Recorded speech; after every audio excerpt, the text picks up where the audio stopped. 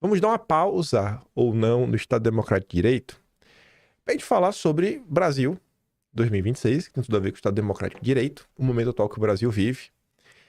E aí, vamos ver algumas coisas que eu acho que vale a pena, a gente até volta, como eu falei, voltar no Paulo Figueiredo, e fazer uma linda análise, né, por vários ângulos diferentes, em torno desse texto. E por quê? Porque mais um dia seguido, quantos dias seguidos, quantas semanas seguidas, todo santo dia, alguém de influência escreve no Estadão um texto falando que nem direita nem de esquerda, né, precisamos da terceira via. Esse texto aqui no final até defende a direita, mas uma direita diferenciada, sensata, que acelera. Vamos começar pelo autor, né? Quem é o autor? Luiz Felipe Dávila, candidato do Partido Novo nas eleições de 2022, que a Marina Helena, inclusive, estava ajudando ele, que votou nulo, né? Foi campanha do nulo. Não se posicionou no segundo turno. Então, para mim, é voto nulo. Ele falou, na verdade, que ele ia anular. Deixa eu ver se ele falou que ia anular ou não. Só para ter certeza, se for para reclamar com gosto. Luiz Felipe Dávila, voto nulo. Bom, não sei se ele anulou, mas, como vocês podem ver aqui, Dávila vota em São Paulo e diz que anulará o voto em um segundo turno. Não vou apoiar nenhum dos dois populistas. Então tá aí. Né? Então, assim, um dos pais do problema, nosso grande liberal do Partido Novo, é que escreveu esse texto. Partido Novo, né? Então você veja um nome de peso do Partido Novo escrevendo no Estadão. As luzes da democracia se apagam. É hora de transformar nossa indignação em ação para salvar a liberdade, o Estado de Direito e a democracia. A liberdade está sendo sufocada no Brasil. Ela está sendo amordaçada pelo Supremo, asfixiada nos porões secretos do Poder Executivo e ameaçada no Congresso pelo apetite voraz dos partidos de esquerda que desejam legalizar a censura no país. Até aqui tudo ok, né? Não tem muito o que discordar dele. O sequestro da liberdade de expressão, de opinião e de formação pelas instituições de Estado representa um perigoso atentado à nossa democracia. Sim, concordo, Dávila. Até que a gente está 100% alinhado. Aí agora começam a aparecer coisas engraçadas. O filósofo italiano Norberto Bobbio, que apareceu também nos últimos dias em texto do Estadão, a gente comentou sobre isso ontem, e anteontem também. Rapaz, 3 dias seguidos falando de Norberto Bobbio. Nos lembra que a democracia liberal é o governo das leis e não dos homens. Desde a promulgação da Constituição de 88, a democracia no Brasil evoluiu. Tivemos eleições livres e limpas, alternância de poder, imprensa livre, liberdade de expressão e respeito aos direitos individuais. Não foi um período perfeito, mas a independência dos poderes, o respeito à Constituição e ao devido processo legal vigoraram. Mas a abertura do famigerado inquérito das fake news no Supremo em 2019 marcou o fim da democracia das leis e o início da arbitrariedade dos governantes.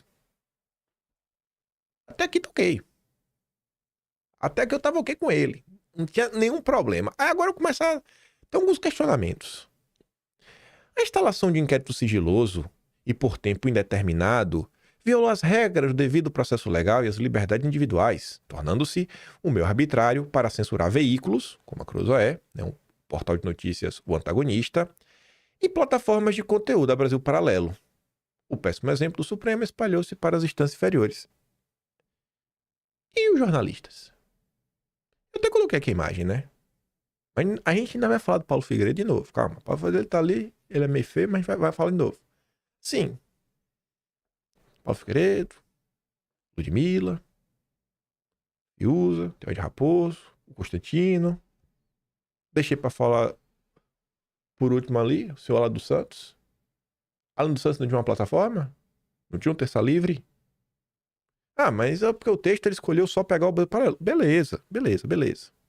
Até o momento você pode falar que eu estou pegando no pé dele à toa. Eu aceito. Só para botar uma informação extra, né? Você vê que o Felipe Dávila já foi algumas vezes lá no Brasil Paralelo. O Brasil Paralelo, inclusive, tem um programa que o cara hoje que está na frente do Partido Novo em São Paulo, que é o Christian Lobauer, tá lá sempre. O Lobauer, inclusive, foi vice do Amoedo, né, em 2018, né, fundador do Partido Novo. Você vê que tem uma proximidade muito grande, né? O Brasil Paralelo com a galera que acelera. O Salles está sempre lá também, né? O Princeso também está sempre lá, mas tudo bem. Aí o texto continua. O Tribunal de Justiça do Rio Grande do Sul condenou o jornal Zero Hora e uma jornalista por terem divulgado a verdade, a remuneração imoral de um desembargador que recebeu 600 mil do Estado. Bom, então ele falou da Brasil Paralelo, aí fala, deve ser porque ele pegou um grupo da imprensa para mostrar que nem um consórcio tá de fora. Beleza. Ele ainda pode reclamar de mim e falar que eu estou pegando no pé dele. Opiniões críticas às autoridades da República transformaram jornalistas, parlamentares e cidadãos em grande ameaça à democracia. Parlamentares que são protegidos pela Constituição para se manifestarem livremente são ameaçados por inquéritos policiais. E coloca entre parênteses o deputado Marcel Van Hatten. Mais uma vez, né, uma seleção muito curiosa. Partido Novo também. Cidadãos que criticam o governo, as instituições, têm contas suspensas nas redes sociais e são silenciados sem ordem judicial. Mas é impossível salvar a democracia sufocando a liberdade de expressão, desrespeitando as liberdades individuais garantidas pela Constituição e criando um clima de insegurança jurídica e imprevisibilidade do cumprimento da lei. E assim, enquanto o Dávila só consegue pensar no Marcel Van Hatten, eu me pergunto, e o Daniel Silveira? Acho que é um caso até maior, né, do caso do Marcel Van Hatten. E o Eduardo Bolsonaro? É porque nas poucas opções que ele tinha, ele só pôde falar da Cruzoé, do antagonista, né, da Brasil Paralelo, do Marcel Van Hatten. Mas tudo bem. Você ainda pode falar que eu tô pegando no pé dele? É porque eu sou um cara chato. Isso aqui foi outro trecho outro tweet que o Metrópolis fez. E aqui, falando do Paulo Figueiredo, você vê, né? Diferentemente do Luiz Felipe Dávila, o Paulo Figueiredo ontem comentou sobre várias pessoas. Ele comentou, inclusive, sobre a deputada Carla Zambelli. Também poderia se encaixar aí, né? Quem sabe no belíssimo texto escrito pelo político do Partido Novo, Luiz Felipe Dávila. Mas o Partido Novo tá acelerando demais. Aí vamos voltar. Como todo populista, Lula tem honrou a transparência e as críticas. O governo colocou sob sigilo gastos pessoais dos governantes e retirou da plataforma Transferigov 16 milhões de documentos que revelam como foram gastos mais de 600 bilhões do dinheiro do contribuinte. As informações desapareceram quando jornalistas investigavam o destino suspeito de emendas parlamentares, repasse para ONGs envolvidas com falcatruas e convênios com prefeituras e estados. A correlação entre falta de transparência e corrupção é cristalina, como indica o recente escândalo no INSS. Criticar Lula é fácil, né? Ser antipetista é fácil. Se não bastasse o sigilo das informações sobre os gastos públicos, o governo deseja aprovar no Congresso uma lei que oficializa a censura nas redes sociais. A disposição do governo de criar uma instituição capaz de definir o que é verdade e mentira nas redes sociais é digna de regimes ditatoriais. No dicionário dos populistas e ditadores, verdade é tudo aquilo que enaltece o governo e mentira é qualquer opinião crítica aos donos do poder. E aí chegamos no ápice. E aqui talvez fique difícil você falar que eu estou pegando no pé dele. Ao silenciar as críticas ao governo e às instituições, a democracia empobrece. Compromete-se a qualidade do debate público e o aprimoramento das políticas públicas. Diminui-se o poder de fiscalização e a transparência dos dados e informações, aumentando a corrupção, o desgoverno e a arbitrariedade. As democracias liberais morrem lentamente, como retratam a triste história da Itália e da Alemanha na década de 30. A nação vai se acostumando com os atos arbitrários do governo e o cerceamento das liberdades individuais. Parte da elite é cooptada pelos benefícios do Estado extrativista, a imprensa militante trata com condescendência os atos arbitrários dos governantes, parte do povo inebriado pelo líder carismático torna-se coadjuvante da farsa populista. Restam na trincheira da democracia gente que falou que defende a liberdade, rechaça as promessas vigaristas dos populistas. Você vê que ele usa bastante essa palavra populista, né? E se você vê, ele usa populista desde 2022. Não vou apoiar nenhum dos dois populistas, né? Bolsonaro é um desses, né? Então, você vê que o texto do Luiz Felipe Dávila parece até aqui, que também é para Bolsonaro e sua horda de seguidores bovinos como gado. e demonstra coragem para combater os atos arbitrários dos usurpadores da democracia. E aí essas pessoas, muito inteligentes, precisam se unir em torno de uma agenda mínima baseada em 6 pontos. Pronto. Subimos no Monte Sinai. Agora vem os mandamentos, a letra da lei. Primeiro mandamento: não se curvar aos atos arbitrários do Estado e do Supremo e denunciá-los. Onde estava o Felipe Dávila quando tudo que aconteceu nos últimos 6 anos acontecia? Não sei. É porque a regra só vale agora, né? Pô, a regra não pode ser retroativa, né, gente? Item 2. Remover Lula e o PT do poder por meio do voto nas eleições de 26. E aí vem a melhor parte, o ápice. Rechaçar o populismo e apoiar a direita sensata. A que acelera. Rum. Aí vamos lembrar uma coisa, né? Tcharam. Deixa eu ver aqui um mês. Já achei o mês. Maio de 2024. Vamos abrir o Atlas. Nossa.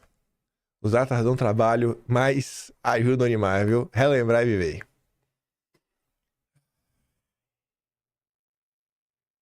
Vamos ver. Será que nesse aqui? Os moderados e os democratas? Ou é a direita do Disseu? Deixa eu ver. A pista. Tá. Esse aqui ainda não. Deixa eu ver se é esse aqui.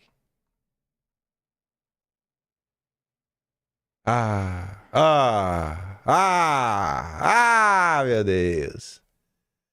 A direita sensata tem de se unir para tirar o poder, o PT do poder em 2026, diz Luiz Felipe Dávila, em entrevista para o jornalista José Fux, do Estadão, 21 de maio de 2024. E tem uma parte que é a direita inteligente, que ele não queria a direita chucra. Ele reclamava da direita chucra. Deixa eu ver se... Acho que foi outro texto. É no mesmo, deixa eu ver aqui. Dá um Ctrl F. Chucra.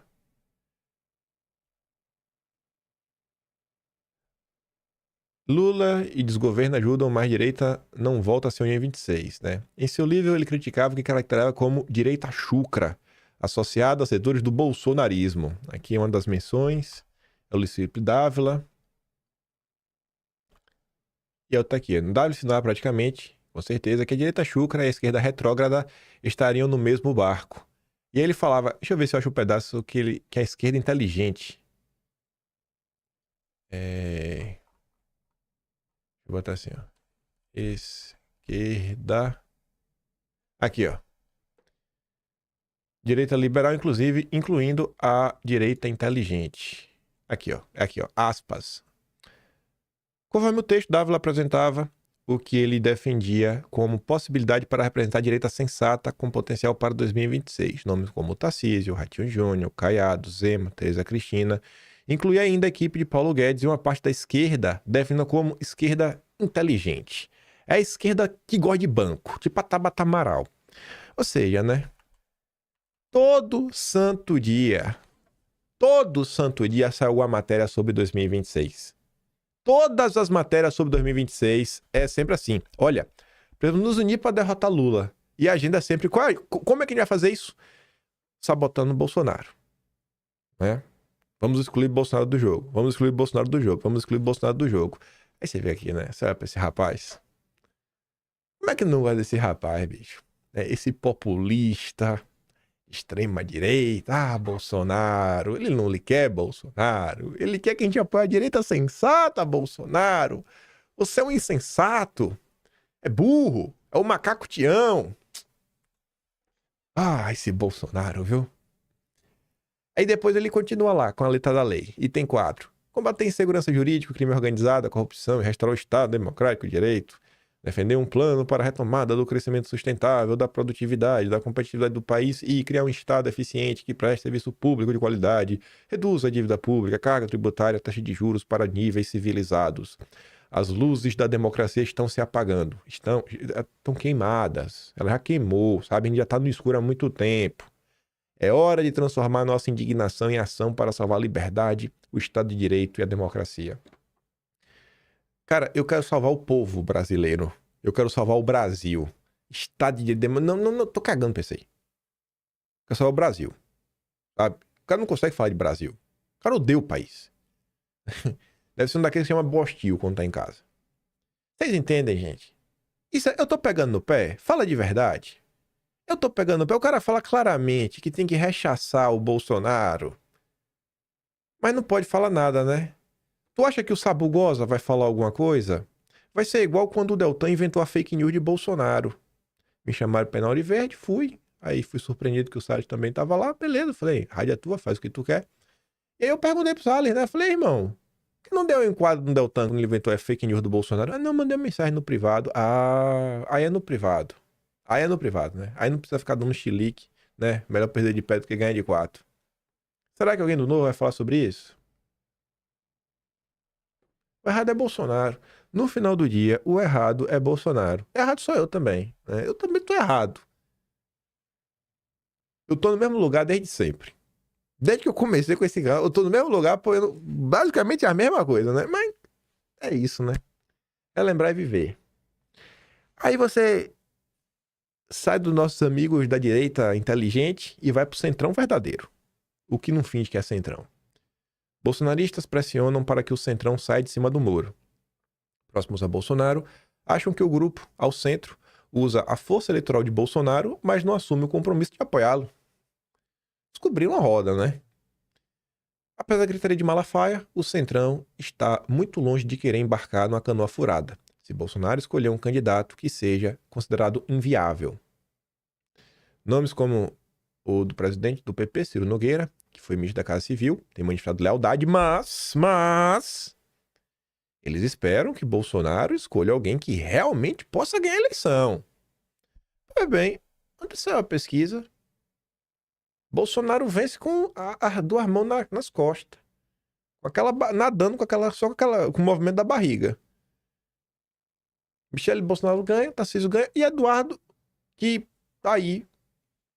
Não tem nenhum grande cargo, não tem nenhum cargo no executivo que tem a máquina na mão, nem nada, já tá empatado com Lula. Então, assim, se você não quer um candidato que realmente possa ir pra vencer, etc e tudo mais, irmão, temos aqui, ó. Olha lá. Ou talvez esse aqui é só aquele papo furado que o Duda Lima anda falando pra todo mundo que ele encontra pra sabotar a candidatura do Eduardo. Não sei, né? Parece é o mesmo papo que sai da boca do Duda Lima, que o importante é derrotar o PP. Ah, esse Duda Lima tá demais também, viu? Tudo bem, o Carlos diz, né? Tentam esconder, mas não vão. Com Eduardo Bolsonaro. Efeito Eduardo. O Renan até comenta, né? A força do sobrenome Bolsonaro é avassaladora. Em pouquíssimo tempo de estrada, Eduardo já se aproxima dos 40% das intenções de voto, sem ocupar carga executiva e sem nenhum apoio institucional. Não tem nenhum manifesto do agro, de nenhum setor, ninguém falou nada. Eduardo não rodou. Eduardo nem falou assim, eu sou o candidato. Nada.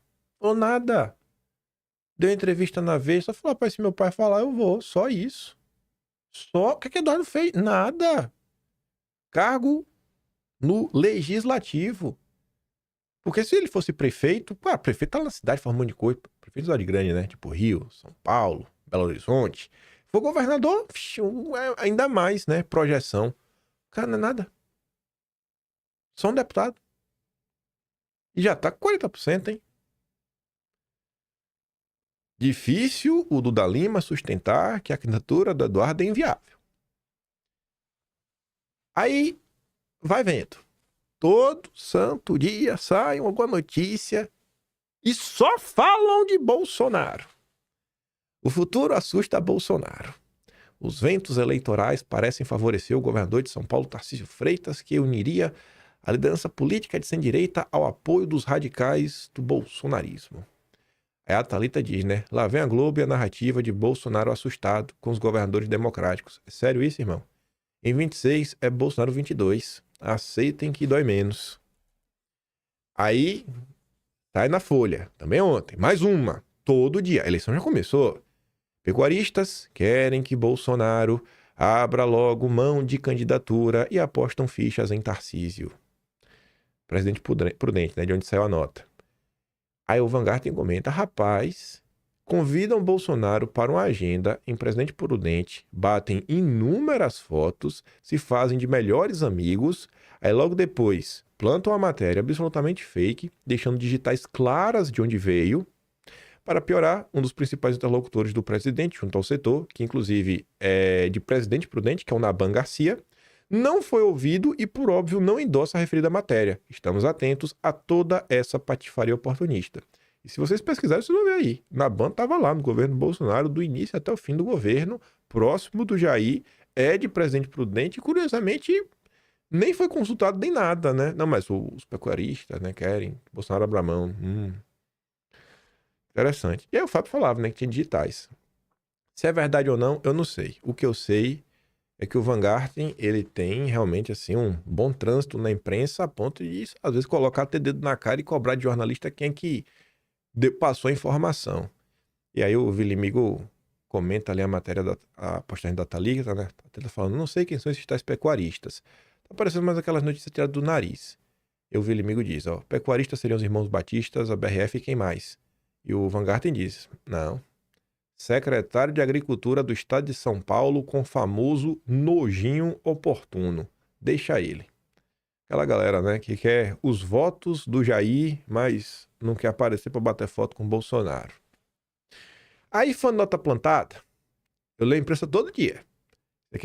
Eu tinha visto. Eu não trouxe vídeo até então, mas acho que o momento é bem particular. Qual a possibilidade? Porque você vê que isso aqui foi nota plantada, ninguém mais falou sobre isso. Ninguém mais falou sobre isso. Tanto que a pessoa até morreu. Começou com Lauro Jardim, que é um colunista de fofoca de bastidor de política, né? A porta-voz do mercado financeiro. Bolsonaro e a prisão domiciliar. 10h27. A defesa de Bolsonaro não está otimista, nunca será admitido publicamente. Né? Então, assim, olha, já pra destruir, mas não, Bolsonaro acabou. Bolsonaro acabou. Já jogou até já jogou a toalha. Aí, às 3h30 da tarde, em um ato raro, que é uma matéria do Estadão que não é assinada, não tem jornalista. Saiu dentro da coluna do Estadão, o nome é Coluna do Estadão, que é a coluna que quem comanda é a Rosiane Kennedy. Mas não tem o jornalista, normalmente sempre tem. Não tem, você fala, cara, quem que postou essa nota? Quem é o jornalista? No mesmo dia, Bolsonaro reúne provas para tentar prisão domiciliar. Você fala, rapaz, a turma tá sabendo de tudo. Embora não falem publicamente, aliados de Bolsonaro, advogados que atuam na ação, estão cientes que a condenação é irreversível. Também acreditam que a determinação inicial do ministro será para o regime fechado. E no dia seguinte vem a Bela Mega de novo. Pá! Aliados creem que Bolsonaro rejeitará a prisão domiciliar. Pronto. Os caras falam que Bolsonaro vai pedir, que já jogou a toalha, e depois, não colou no primeiro dia, aí eles já retroalimentam falando que não, mas Bolsonaro não vai aceitar. Mas, rapaz, velho, tu acha que essas notas saiu de onde? Não foi do PT. Tem uma mais pura certeza, não é o PT que tá plantando essas notas. Não é o PSOL. Raciocine aí. Raciocine.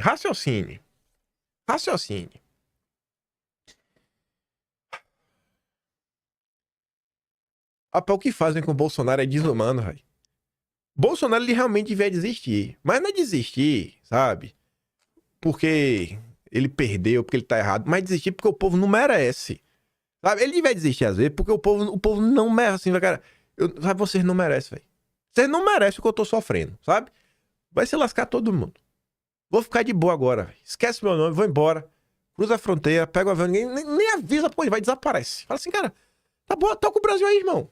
Toca o Brasil aí, tô aqui tentando, sabe? Tô aqui me lascando, mas tudo que eu faço tá errado. Bom mesmo, mas são vocês. Ah, eu tô passando no Twitter ontem.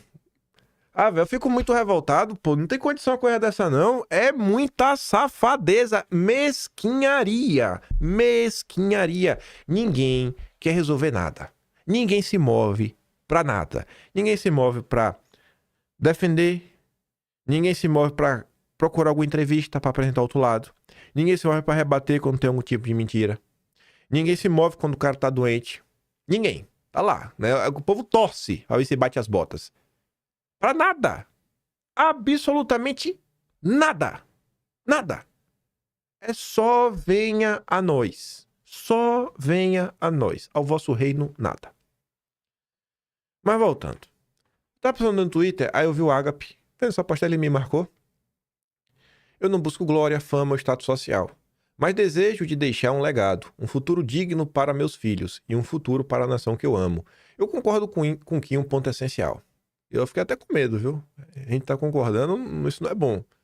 O antipetismo por si só não é suficiente para promover o desenvolvimento do país.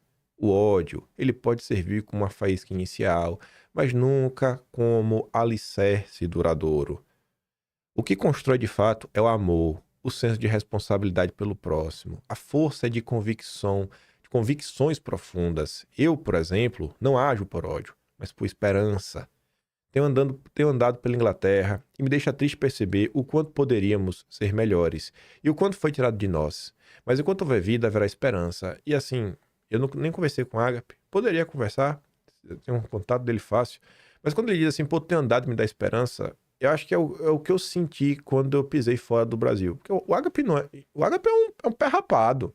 É um cara que vende almoço para comprar janta, faz jornalismo por amor, não é para ganhar dinheiro. Porque até hoje não ganhou. Realmente, a vida do Agape não é fácil. Vida sofrida. E o cara tem a oportunidade. Não sei se foi... Enfim, foi convidado para ir. Colocou o Schellenberger lá atrás, né? O Twitter Files, etc, tudo mais. E o cara tá podendo, sabe, visitar outro país. Talvez seja a primeira vez do Agape fora do país. O cara falou, caraca, bicho. Aquele choque, sabe, de você que morou no Brasil a vida toda, conhece a dificuldade de você ver cena na rua, uma sensação de segurança, de não sentir que vai... Aí eu fui ler os comentários e falei, mas na Inglaterra tá acontecendo isso, mas tá acontecendo aquilo outro. E a galera não consegue abstrair sobre o que o Agape tá falando, sabe? A questão de infraestrutura, sabe? Dos acessos que normalmente o cidadão comum tem por lá. Mas todo país tem, mas o Brasil hoje, gente, tá um absurdo. E o Brasil tem essa dificuldade. Eu não vou lembrar quem me falou isso, mas eu tava conversando com alguém que tava me falando que em outros países é comum as pessoas viajarem, sabe? É comum as pessoas passearem. Na Austrália, todo mundo já viajou para algum lugar. Os australianos viajam muito. O cara que mora na Europa viaja muito porque tudo é perto. Mas o Brasil é continental. Para conhecer outro estado já é difícil, fora o problema financeiro. Então a gente não tem assim, uma noção muito grande do que é o mundo. E talvez isso até interfira nessa acomodação do povo de achar que isso é mesmo, né? O Brasil, tipo o sapo na panela, que a panela vai esquentando e o sapo fica lá e nem percebe. Mas só o antipetismo, gente, não é a resposta. O Luiz Felipe Dávila é antipetista, ele tá deixando claro que tem que derrotar o PT acima de tudo. Mas eles querem vocês fora. Eles não aceitam vocês. Eles deixam claro todo santo dia. Eles não escondem isso. E o curioso é que, enquanto o Luiz Felipe Dávila vem com esse discurso sectário, de divisão, de repulsa, de exclusão, quando você tece qualquer tipo de crítica à turma dele, você está dividindo a direita. É eu que estou dividindo a direita? O cara está deixando claro que não tem espaço, né, para os populistas. Aí você vê aqui, ó, antipetista. A Pantera Cor-de-Rosa tinha tentado humilhar a Pamela, falando assim, quantos milhões você já ganhou? Espero que você tenha ganhado muito dinheiro, porque eu sou rico. Aí eu falei, irmão, centenas de milhões e zero amigo de verdade. A quantidade de gente é que tu bajula, vem mandar mensagem de ridiculação, não tá no gibi. Eu falei, vou orar por tua alma, velho, pra tu encontrar um propósito. Aí a resposta que o cara me dá, além de atacar a mim, atacam o Tarcísio, o Nicolas da direita, é esse tipo de idiota que a família Bolsonaro dá ibope? Idiota. Isso não é ataque, não é crítica. São contra as privatizações junto com a Glaze e PT e trabalham para ferrar toda a direita. Sou eu que trabalho. inventam fake news adoidado para ganhar dinheiro com isso e moram no exterior. Cuidado, hein? Cuidado com ele, viu? Essa é ou não é a tese do gabinete do ódio? Inventar mentira para ganhar dinheiro. Olha só, né? Rapaz, esse menino mente demais, viu? A Renata fala, rapaz, a lógica dos inquéritos, né? Que prendeu inocentes e instaurou a perseguição política na direita, também contaminada. Quando faltam argumentos, o liberal recorre ao mesmo método. E enquanto isso, a Folha de São Paulo se dedicou a escrever um texto inteiro, um editorial, em nome do grupo, para analisar o bolsonarismo, dizendo que o bolsonarismo avança mesmo com o Bolsonaro em risco. É o que vai estar claro ao longo do texto. Inelegibilidade e possível prisão não reduzem eleitorado de Bolsonaro, o que mantém o seu cacife para negociar a sucessão. O consórcio, às vezes, é mais honesto do que a direita sensata. Na segunda metade da década passada, o petismo atravessou uma crise avassaladora. Dilma foi deposta por impeachment. E representantes do partido, inclusive o seu líder máximo, né, o Lula, foram processados, condenados, declarados inelegíveis e presos. A ofensiva judicial e as suas repercussões reputacionais, no entanto, não foram capazes de prejudicar a popularidade de Lula, a ponto de anular sua competitividade eleitoral. Em 2018, mesmo preso, o seu ungido Haddad chegou ao segundo turno e recebeu 45% dos votos. 4 anos depois, reabilitado pela justiça, Lula obteve o terceiro mandato. E um processo, ele fala isso, é para falar que um processo semelhante acontece, né, ocorre com Bolsonaro. Entretanto, os revés que Bolsonaro acumula nos tribunais, igualmente, né, não parecem abalar o seu cacife. A rodada mais recente de pesquisas do Datafolha mostra um Bolsonaro, apesar de inelegível, empatado com Lula na simulação de segundo turno. Além disso, a simpatia pelo bolsonarismo atingiu o maior nível desde o final de 2022. 35% dos eleitores consideram-se próximos da corrente encabeçada por Bolsonaro, alta de 4 pontos percentuais em relação a abril. Já a inclinação ao petismo caiu outros 4 pontos percentuais e chegou aos mesmos 35%. Não espanta nesse contexto que Flávio Bolsonaro comece a dar recados em nome do pai para os candidatos que desejem o apoio do Jair. E a questão lá, né, irmão? Vai ter que trabalhar pela liberdade. Nenhum deles, né, dos candidatos, dos governadores democráticos, né, por hora, né, reproduz em sua conduta política o discurso antidemocrático e os conflitos institucionais que caracterizam o pior do bolsonarismo. Discurso antidemocrático. Ainda assim, tendem a assumir compromissos com o ex-presidente em nome de sua viabilidade eleitoral. Ao mesmo tempo, interessa à direita nacional distanciar-se de tais cacoetes autoritários em busca de conquistar os eleitores moderados que podem decidir o pleito. Essa é uma tarefa complexa a ser conduzida até 2026. E nesse cenário, foco do PT para Bolsonaro. PT prioriza Senado em 26 e traça estratégia para ampliar a base. Preocupado com o avanço da direita, o PT busca ampliar, né, o apoio no Senado. Caciques da sigla consideram que a disputa na Casa Alta é a principal prioridade, atrás apenas da reeleição do Lula. Recentemente, o próprio Lula reforçou a necessidade de conseguir maioria no Senado. Precisamos eleger senadores da República em 2026. Se esses caras elegerem a maioria dos senadores, eles vão fazer uma muvuca nesse país, disse o Lula durante o congresso do PSD no início do mês. Com o objetivo de alavancar o número de representantes na base, o PT está disposto a abrir mão de candidaturas para apoiar aliados de outras legendas, como ocorreu nas últimas eleições municipais. Nesse sentido, a disputa nas regiões Nordeste, Sudeste e Sul é considerada estratégica para garantir a governabilidade em um eventual quarto mandato. Por quê? Porque o Centro-Oeste e o Norte, o PT meio que jogou a toalha já, né? Mas no Sul, quem sabe ali, pô, tem do Leite, né? Acelera, né? Pode colar junto com a gente, pode falar com o Kassab também, né? Vai lá aqui no Paraná. Às vezes pode ter algum espaço ainda, né? Em vez de apoiar o Felipe Barros, que até apareceu em primeiro, viu? No levantamento aí. Eita, o Felipe Barros tá demais. O PT também aposta em nomes de dentro do governo para preencher vagas no Senado. Aí tá lá o Haddad, Alckmin, Márcio França, Simone Tebet, mas ainda tá incipiente. Qual dos focos de Bolsonaro? Senado. O PT tá disposto a tudo para não deixar a direita ter maioria no Senado. Bolsonaro lança o Carlos, que já fizeram pesquisa antes, E a pesquisa assim, cara, é ele e a de Tony, mas entra mais fácil. Porque o cara. Gente, fizeram lembra. Não quer acreditar? Beleza. Entraria. Não. Carlos, não. Carlos de jeito nenhum. É um absurdo. Foi aquele chororô de rede social. O Lula joga com todo mundo empurrando. A Globo, o mercado financeiro, né, todos os veículos de imprensa, o PT, as esquerdas, o liberal, tudo empurrando o Lula. Tudo que Bolsonaro faz, não, é vagabundo, é safado, é um vendido, é um frouxo, é a cadela do Centrão, é a cadela do PT. É disso pra pior, todo santo dia. Por quê, pô, Bolsonaro... se Bolsonaro tivesse 10% do tratamento que Lula recebe, Bolsonaro tava, sei lá, mais em forma do que Renato Cariani aí, né? Influenciador do mundo fitness. Mas maltratado, né? Mal cuidado.